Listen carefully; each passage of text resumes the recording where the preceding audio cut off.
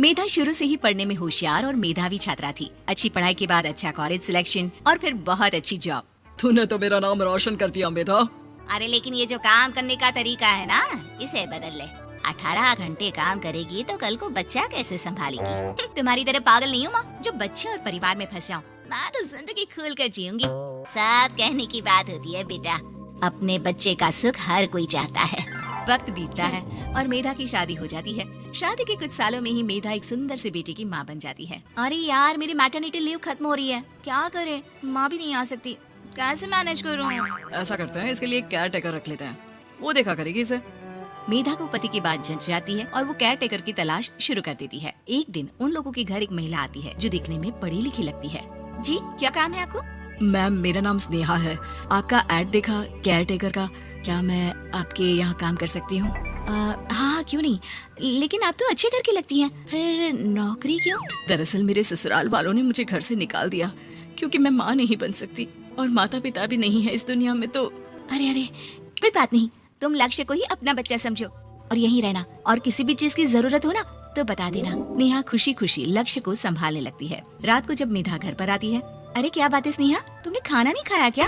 अरे दीदी, आपका बेटा टाइम दे तब ना। अरे तो जब वो सोता है तब खा लिया करो। तब तो मैं इसके पास ही बैठी रहती हूँ। कोई मच्छर या कीड़ा काट ले लक्ष्य को तो अब आप पकड़ो, मैं खाना खा लेती हूँ। स्नेहा वहाँ से चली जाती है। बहुत ही अच्छे से ख्याल रख रही है ये लक्ष्य का। मेधा, इतना तो शायद तुम भी ध्यान नहीं देती। मेधा को पति की बात बुरी तो लगती है लेकिन कुछ नहीं कहती। धीरे धीरे स्नेहा मेधा और उसके पति के साथ बाहर भी जाने लगी। सुनो, स्नेहा को भी बाजार ले चलते हैं, वो क्या है ना लक्ष्य को देख लेगी जब तक मैं शॉपिंग कर लूंगी। हाँ चलो, वैसे मैं चाह रहा था कि लक्ष्य को लेकर हम दोनों ही चलते। क्या यार, तुम तो फ्री में इमोशनल हो जाते हो, कितना देख लेंगे हम दोनों मिलकर, ले चलो उसे। कार से निकलकर मेधा और लक्ष्य रोड क्रॉस कर रहे थे कि सामने से कार आ जाती है। मेधा का ध्यान नहीं होता लेकिन स्नेहा तुरंत लक्ष्य को मेधा से छीन लेती है। मेधा गिर जाती है और कार मेधा को छूकर निकलती है, जिससे मेधा को खून आ जाता है। पति मेधा को हाथ देकर उठाता है। स्नेहा लक्ष्य को लेकर गले लगाई रहती है। थैंक्स स्नेहा, मैंने तो ध्यान ही नहीं दिया था कि कार आ रही है। स्नेहा का गुस्सा मालकिन पर टूट पड़ता है। अरे कैसी माँ है आप, अगर आज कुछ लक्ष्य को हो जाता तो मैं आपको कभी माफ नहीं करती। छोटा सा बच्चा है, उसे चोट लगती है तो पता है कितनी तकलीफ होती है। पति भी स्नेहा को देखने लगता है कि उसे क्या हो गया। मेधा को स्नेहा पर काफी गुस्सा आ जाता है। घर आकर कहती है, देखो स्नेहा, माना तुम लक्ष्य को बहुत प्यार करती हो, लेकिन वो मेरा बेटा है, मैं कभी जानबूझकर उसके साथ बुरा नहीं कर सकती, समझी? मुझे माफ कर दीजिए, मैं लक्ष्य को लेकर कुछ ज्यादा ही सेंसिटिव हो चुकी हूँ। मैं ध्यान रखूंगी कि आगे से ऐसा ना हो। मेधा का मन स्नेहा से अब हटने लगा था। एक शाम मेधा ऑफिस से घर आती है कि लक्ष्य उसे दिखाई नहीं देता और ना ही स्नेहा। वो स्नेहा के कमरे में जाती है जहाँ दोनों सो रहे होते हैं। अरे स्नेहा, लक्ष्य को आज इस कमरे में क्यों सुला दिया? दीदी, मुझे नींद आ रही थी, ऐसे में उसे कमरे में अकेले लिटाना मुझे ठीक नहीं लगा। मेधा बच्चा उठाने लगती है कि स्नेहा टोक देती है।